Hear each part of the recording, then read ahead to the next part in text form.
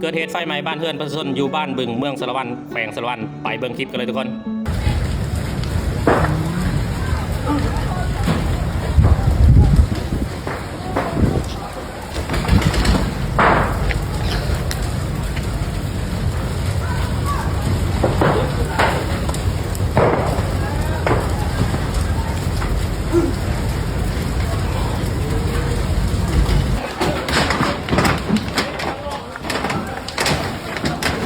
ไปกันไปละเป็นเพื่อนทั้งเถื่อนก่อน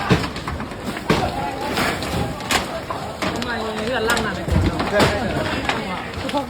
แค่เพื่อนก่อนอ่ะ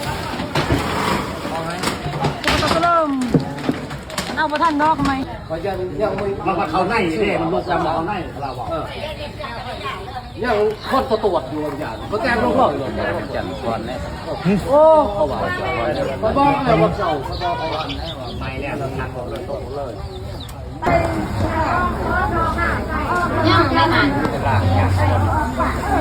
เหตุการณ์นี้มันเกิดขึ้นเมื่อวันที่17เดือน4ปี2016ก็คือมื้อนี้นั่นเองทุกคนสดๆร้อนๆเลยทุกคนหลังจากไฟได้มอดลงประชาชนและก็ภาคส่วนที่เกี่ยวข้องได้เข้าไปตรวจสอบเบิ่งพบบ้านเรือนประชาชนนี่ถูกไฟไหม้ประมาณ5-6 หลังเลยทุกคนเพราะฉะนั้นคลิปนี้ก็ฝากเตือนประชาชนทุกคนให้มีสติระมัดระวังฟืนไฟเด้อทุกคนบ่ว่าเฮาสิไปทางใดมาทางใดให้ตรวจสอบเบิ่งให้มันเรียบร้อยซะก่อนว่าฟืนไฟของเฮานี่